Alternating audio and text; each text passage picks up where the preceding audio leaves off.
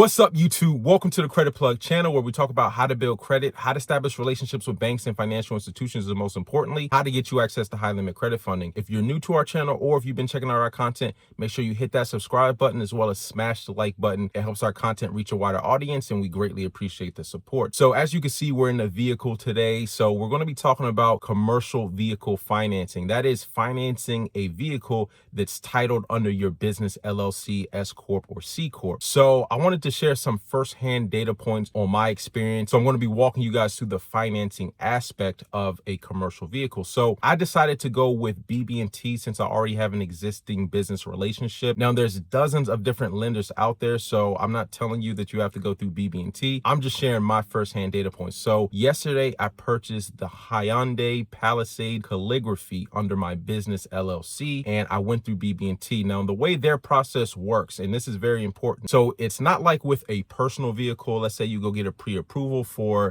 X amount of dollars. You can go take that pre-approval and go shop at different dealerships. With business applications, it's different. You actually need the specific VIN number before you actually submit the credit application. Now, the reason why this is so important, especially with BB&T, is because every time you change the VIN number, it's like a new application. So they're going to run your credit again. Now, unfortunately, through this process of trial and error and being a guinea pig, I was actually hard pulled twice because I didn't understand the process. And one of the challenges with this particular vehicle, it was very hard to get. So I had actually got the bill of sale, the VIN number, sent that over to BB&T, and then the next day when I go to the dealership, the vehicle is no longer available. So what you would want to do before you even submit an application, you're going to want to actually put down a deposit on that vehicle just to reserve it so that they can't sell it to anybody else, right? So you put the deposit down on the vehicle, you get the bill of sale, the out the door price, right? So the price of the vehicle plus tags, title, processing fees, that'll be on the bill of sale, the final price. So once you get the bill of sale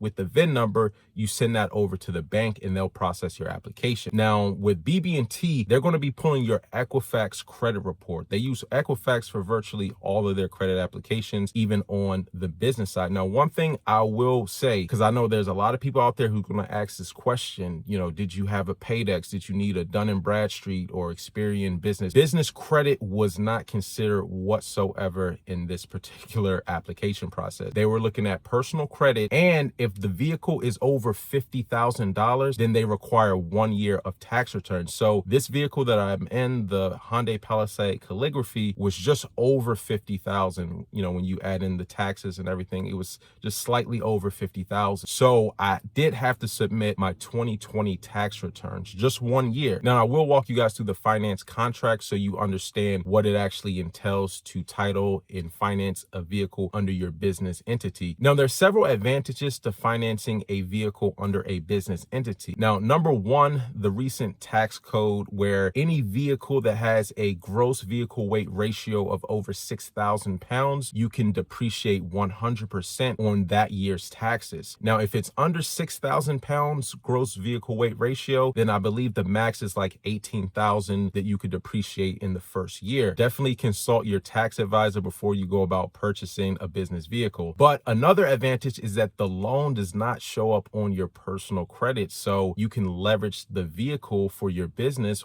and whatever you might actually do with the vehicle, whether you're putting it on Turo, whether you're using it to do business operations, that loan is not going to report under your personal credit. So that's one of the major advantages, I would say. Now, could I have bought this vehicle cash? Yes. The reason why I did it is so that I could understand the process, as well as just continue to build the relationship with the financial institution. I'll probably pay this off in a couple months and just keep it moving. But I really just wanted to gather the data points so that you guys can understand the process of what it actually entails with financing a vehicle, specifically with BB&T. Now, there's other lenders out there that we'll cover later, but I'm just going over the process with BB&T.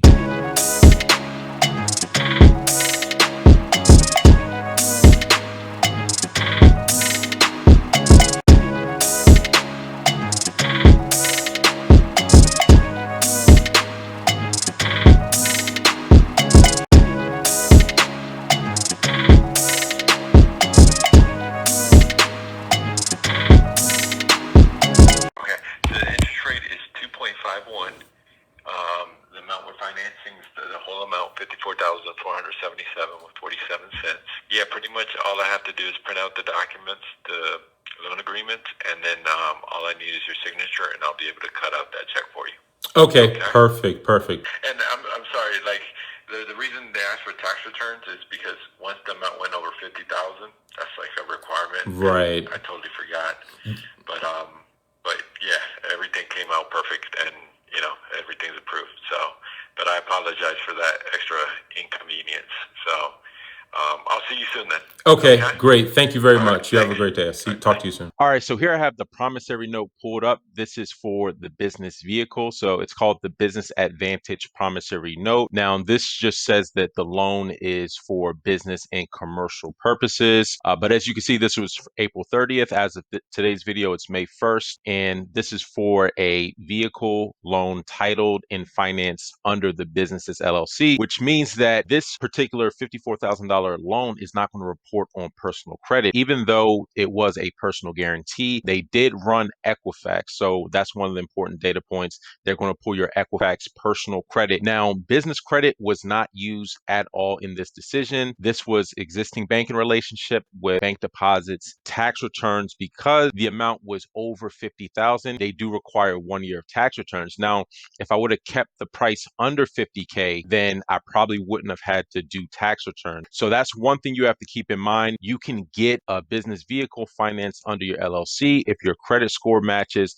They're also looking at your business income as well, your debt to income. Since I already had an existing relationship with them, they already had a lot of the information. And I'm also going to share some information that I didn't know that they have in terms of net worth and things like that. So I'll show you guys later. But anyways, this was at a 2.51 fixed APR for 60 months. So this is the signature page. Now, I did have to personally guarantee, but there are options that you don't have to personally guarantee if you are an established corporation. Certain types of businesses may be able to qualify if you're established long enough and your income and revenue, meets their underwriting criteria. All right, so right here they have a personal financial disclosure. Now, this is something that I didn't know that they had information on, but again, I bank with them, so they do have a sense of, what my deposit relationship is, what type of, revenues are coming in, and they also do your net worth, so they could see what assets that you actually have. So this is a personal financial disclosure. You might actually see this sometimes when it comes to different types of loans where they're going to want to see what your assets are like,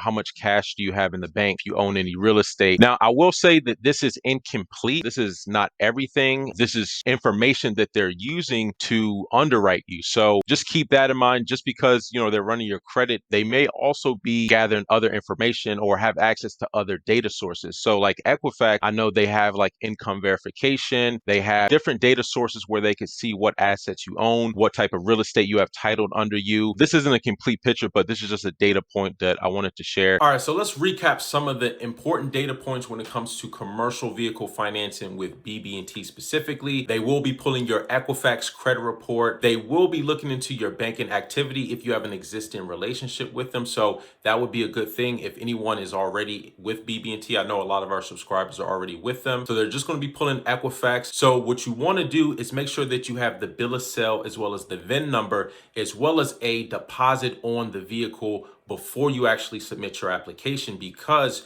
you only have 48 hours to submit that information before you have to undergo another credit check. This is one thing that I learned firsthand. Is it's not like with personal vehicle approvals, you get a blank pre-approval and you can just go shopping. With BB&T's commercial vehicle financing, they want the specific VIN number, and if the VIN number changed, then you have to do another credit application. So just keep that in mind. So what I would recommend if you do want to use commercial vehicle financing through BB&T is just make sure that you have the VIN number, bill of sale with the out the door price. So that's going to be the price of the vehicle, taxes, tags, processing. You're going to get a bill of sale. So ask the dealership for out the door price, and you want a bill of sale, get the VIN number, which will be on the bill of sale. You submit that to BB&T. They'll run your credit. And then if the amount is less than 50,000, then you don't have to submit any other documentation. Now, if you're over 50,000, then you will have to submit at least 1 year of business tax returns. Another great advantage of purchasing a vehicle under your business's LLC, S Corp, or C Corp